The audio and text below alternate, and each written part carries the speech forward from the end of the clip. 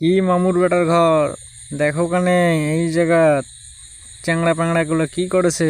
এই দেখেন উপর থেকে টুপুস করিয়া একজন ঝাঁপ দেল দিয়া দিয়া সাঁতার কাটিয়ে অফিসে চলে গেল। এই যে একজন ফির প্রস্তুতি নিয়েছে ঝাঁপ দিবার জন্যে। হ্যাঁ দেখি কেমন করে ঝাঁপ দেয়। এই যে দিছে এই ওদি ফির জাল টানেছে। এই যে এদি ফির এই যে এখন টুপুস করে দিয়েল ঝাঁপ।